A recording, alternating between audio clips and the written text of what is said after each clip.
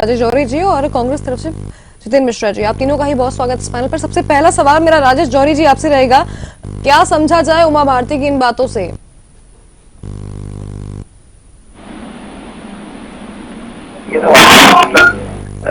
एक तरह सही भी लगती है कि भाई कोई चीज करनी है तो कर डालिए, है ना, बार बार। लेकिन इसके बैकग्राउंड में हमें जाना पड़ेगा कि उमा भारती जी का जो रुक रुक के जो उनका गुस्सा आता है सरकार के प्रति, पार्टी के प्रति, संगठन के प्रति, ये तो शराब के प्रति गुस्सा नहीं है। ये गुस्सा उनका बहुत ही लाजमी गुस्सा है। देखिए 2003 में हम और आप सब लोग गवाह हैं इस बात की कि उनके अथक प्रयासों के कारण ही सरकार बनी थी। और उन्होंने जिस तरह से बंटाधार वाला और जो भी, चाहे दिग्विजय सिंह जी का वो जो लालटेन वाला, बहुत सारी चीजें ऐसी उन्होंने खुद करी थी और हजारों किलोमीटर की यात्रा की थी, तब जाके सरकार बनी थी भाजपा की।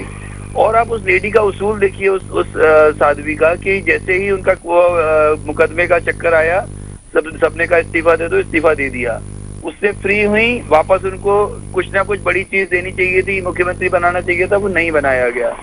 और बाकी तो ठीक है, उनको शायद ऐसा लगता है कि उस तरह की तवज्जो नहीं की जा रही है जो उनका स्तर है, जिसके कारण आप आज इस सत्ता में बैठे हैं। तो उनको तवज्जो दी जानी चाहिए थी, वो नहीं दी जा रही है। शायद ये एक बहुत बड़ा कारण है जो हमारी बीच बीच में उनका जो गुस्सा उबाल आता है। लेकिन अनन्या जी, जहां तक बात शराबबंदी की है, तो शराबबंदी में हमें थोड़ा सा उसका बैकग्राउंड देखें। गुजरात में 1949 में, 49 मतलब अपनी आजादी के 2 साल बाद और गणतंत्र बनने के 1 साल पहले से गुजरात में गांधी जी को के प्रति श्रद्धा भावना जो भी रखते हुए, क्योंकि उनकी तब तक उनकी डेथ हो चुकी थी, तो उनके सम्मान में गुजरात में शराबबंदी की गई। और बिहार में 2016 से की गई, 5 साल हो गए बिहार में। लेकिन गुजरात की स्थिति ये है कि वहाँ के जो पुलिस के रिकॉर्ड बताते हैं, जो अपने पुलिस के रिकॉर्ड है, वो बताते हैं कि पर डे का जो सीजर है, जो पर डे जो पुलिस पूरे प्रदेश भर में शराब जो जब्त करती है, वो 34 लाख रुपए डेली का है। 34 लाख रुपए डेली की शराब जब्त की जाती है और बिहार में ये आंकड़ा उससे भी ज्यादा का है। तो अब ये इतनी तो पकड़ ली गई, लेकिन जो पकड़ी गई है इसका मतलब उससे कम से कम 5 गुना ज्यादा बिक रही होगी, 20% ही पकड़ी जाती है, ये भी ऐसे एक्सपर्ट्स मानते हैं। तो आप बताइए कि सरकार को तो पैसे मिल नहीं रहे हैं, तो पैसे कहाँ जा रहे हैं? ये जो नंबर 2 का पैसा है, ये जो माफिया है, और यही काला धन फिर देश के लिए खतरनाक होता है, चाहे वो आतंकवादी गतिविधियों में हो, चाहे नक्सलवादी गतिविधियों में हो, चाहे बड़े से बड़े ऑर्गेनाइज्ड क्राइम में हो, और जितनी भी बड़ी से बड़ी जो गैंग वॉर्स होती हैं उसमें ये पैसे का इस्तेमाल होता है।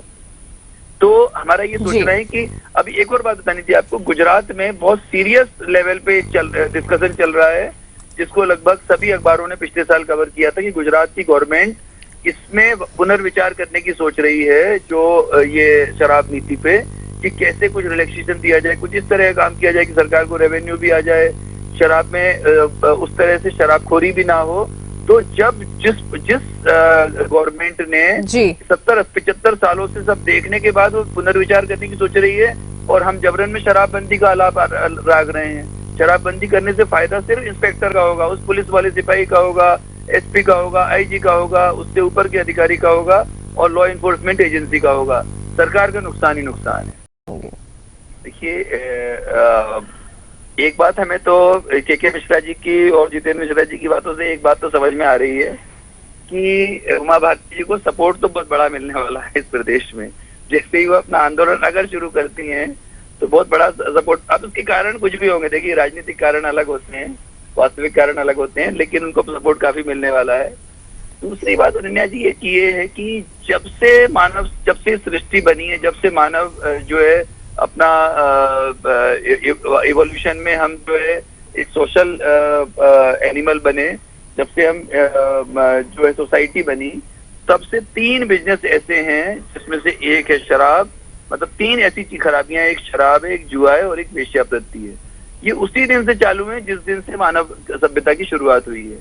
इनको ऐसे बहुत सारे एक्सपर्ट्स का मानना है, इनको कोई खत्म नहीं कर सकता।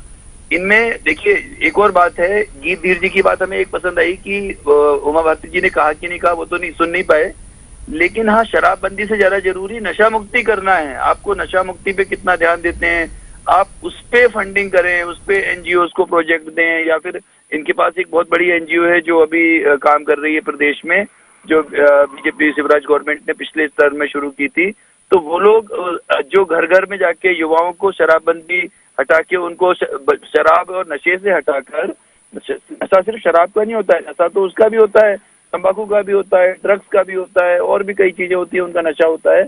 तो उससे हटाकर उनको खेल की तरफ ले जाएं, उनको जिम की तरफ ले जाएं, वो अपना शारीरिक विकास करें, वो अपना मानसिक विकास करें, वो अपनी पर्सनालिटी डेवलपमेंट करें। तो वो अगर करना है, देखिए, क्योंकि नशा मुक्ति ही एक तरीका है, शराबबंदी हो या ना हो, सरकार खूब घर घर होटल खोले रहे, पर अगर युवा जाग गया और युवा को समझ में आ गया कि अगर शराब नहीं पीनी है तो वो दुकानें किसी काम की नहीं रहेंगी, अप्रासंगिक हो जाएंगी। एक और बात आपको बतानी थी अनन्या जी, कि हम लोगों के दिमाग में एक बात आती है कि फौजी का मतलब सिर्फ शराब पीना होता है, पर आज की स्थिति आपको बता दें, पिछले 10-15 सालों में करीब ऐसा चेंज आया है। जो पहले था ना कि एक फौजी आदमी होगा तो शाम को शराब पिए गई, अब फौज में जो नई जनरेशन जितनी भी आई है, जो अब कर्नल और ब्रिगेडियर तक बन गए हैं, उसमें 50-60% लोग शराब नहीं पीते हैं।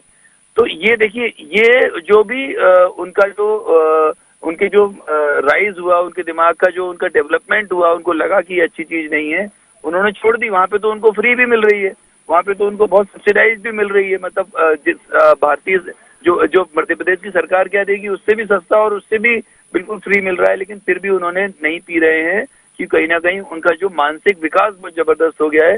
तो हमको शराबबंदी से ज्यादा नशा मुक्ति की तरफ जाना चाहिए, और नशा मुक्ति का एक ही तरीका है कि कैसे हम अवेयरनेस बढ़ाएं।